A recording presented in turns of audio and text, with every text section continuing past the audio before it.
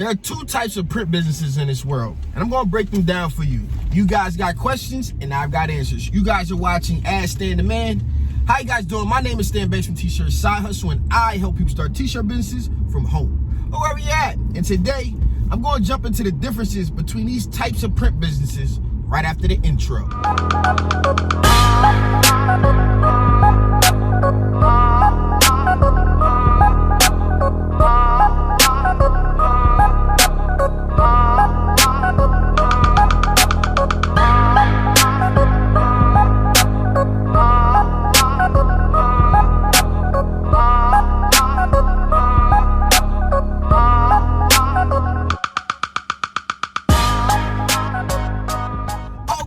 Okay, let's jump right into it. But before we do, you guys know what I need you to do. I need you to like this video. I need you to subscribe, hit that post notification bell, because I make videos like this all the time. And yes, I mean all the time. I'm gonna wait for you guys.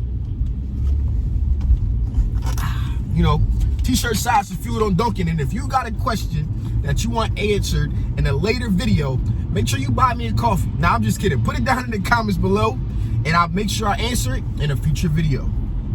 So throughout my time in the print industry, again, this is from 2009 to 2011, where I say I officially started printing, and 2009 is when I kind of just got started exploring and trying things out and stuff like that. So from 2011 to 2019, the close of start of 2020, I've been to a lot of different screen print shops, a lot of different T-shirt shops, period.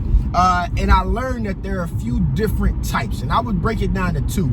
And when it comes to actually pricing garments and different things like that, I think there's three ways to actually price your garments. And I'm gonna go over all of this, then I'm gonna get into the two types of print. So the first way is you can sell a whole lot of stuff for a little bit, right? For a little cost or a little margin, whatever the case, however you want to look at it. You can sell a lot for a little. You can sell a little for a lot. This is your high end, your high dollar, your quality.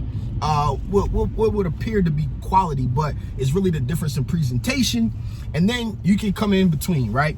So when I say there's two types of print businesses, you got the people who only structure their whole business based off of pricing and margins and trying to run based off of the quantity of the work. So they make up their dollars by running more quantity per hour, or however they got their shop set up.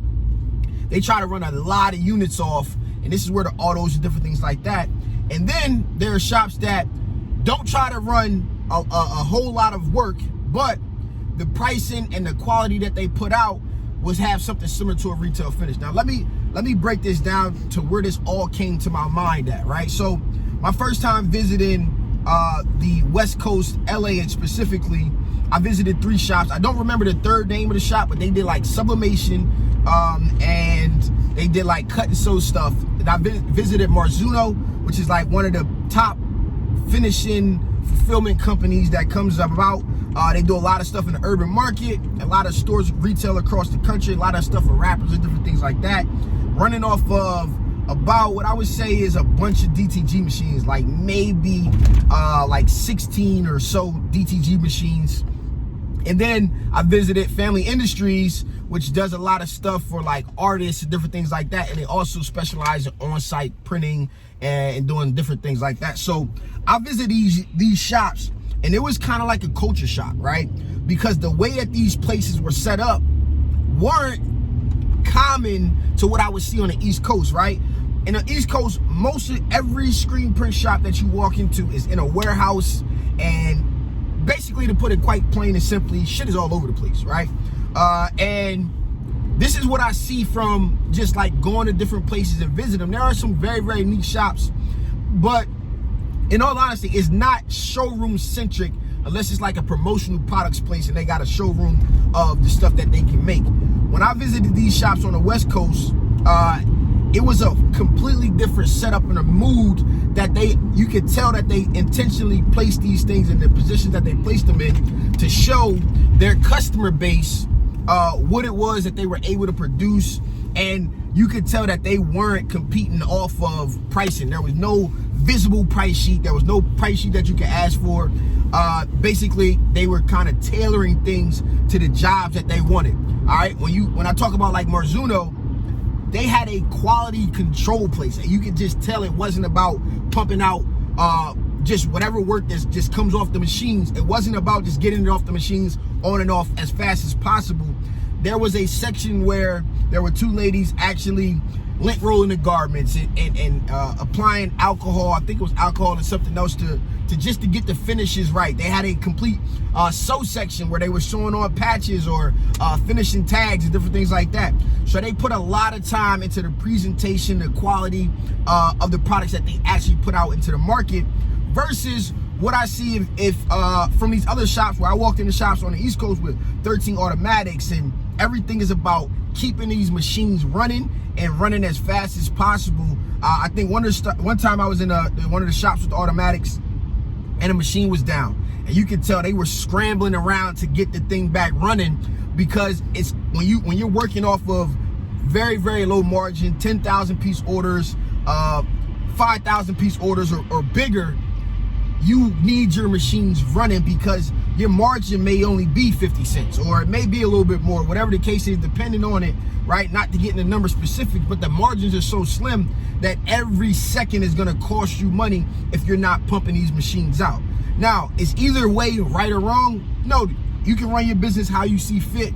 But what I noticed was I was kind of like a fish out of water over here, because I was really, really focused on presentation and not pricing from the very, very start, because I already had a disadvantage, because when I was outsourcing my work, when I got started, I had to take what the screen printer would give me as the pricing. I already had to mark it up. So I already had a higher price per print, basically. So I was just operating off of my clientele, still giving them good numbers, but at the same time, I was not focused on being price driven. I was focused on, like, listen, you can go anywhere else and get your artwork or get whatever you want, but I can guarantee you that it's not gonna look like this. And it worked in my audience, and it worked for my customer base. I could provide you 1 or 2 shirts. If you want to start a brand, I could provide you with all of that different stuff, but it wasn't gonna be based off cheap pricing. I was gonna go the extra mile to make sure that I educated you on the processes, as far as like adding tags and how you should sell it and where you should sell it at. So these were the things that I would consider to be my competitive advantage against since 2011 to 2019, going into 2020, before I kind of took a step back and started focusing a little bit more on education. So when you look at these different types of print businesses, you do the math, right? Let's say you are a bottom barrel printer as far as price goes, and you're operating off of $5 and $6 specials, which I've done, and I've utilized that, which, you know, on a manual printer, you can run, let's say, 100 shirts in an hour, right? And you can make very, very good money from that if you're able to pump and crank and crank and crank. But in all actuality, you can be have a higher margin, or be in this place that where you're not competing off of price, solely off of price. You can be in this higher margin. You can work on your presentation. You can work on the finishing touches. You can make sure you're giving retail quality of work, and you can work maybe a third less and make the same amount of profit, right? So you start to look at these different types of businesses, and you try to figure out where you want to be. Everybody complains about new people coming into the industry, and they want to drive, oh man, they're cutting the prices, they're driving the market down, they're hurting the whole industry. I don't look at it that way. I think there's lanes for every form of print that you want to be in. You just got to pick your lane and decide where you want to be. If you hear people talking about, oh man, it's 10 cents per ink, and I'm in here off of $3 per chemical and all of that stuff, you know, hey, are these things important? 120%, right? But they're way more important when you only got a very, very slim margin on the job to begin with. And these are the things that you got to consider and decide where you want to be. The last thing I'm gonna say is, if people are in this industry who we already know don't want you in the industry, they don't want to give you information because they're gonna say, oh man, it's gonna oversaturate the market or the business or whatever the case is. If people are telling you that something is wrong and they're not offering you a solution outright, saying, hey, don't do this, do this, don't do that, do this, and they're not looking at your specific situation on how you can get into it, what your budget is, and how you can get going, it's probably not a person you want to listen to. That's just my personal opinion on it. Other than that, I'm going to keep making content in the car or wherever I may be. And if you don't like it, you don't got to watch. It's that simple. But I find out A lot of these people are watching every last one of my videos. But this is me, your boy Stan Bates from T-Shirt Side Hustle. Keep making content, keep hustling, keep grinding, keep printing shirts. Peace. Okay, so we're at the T-Shirt Side Hustle website, and I'm going to show you guys how to request an actual video. So I'm just going to go to menu, I'm going to go to resources, and then here's cut settings, stay and suggested heat presses, and then video request. Okay, here it basically just says, I'm not going to promise you that I'll get to everybody, but whenever I'm looking for an idea or something to make a video on, I will check this page and see what you guys have. This is a lot better than leaving it in the comments, although you can leave it in the comments and I'll see it.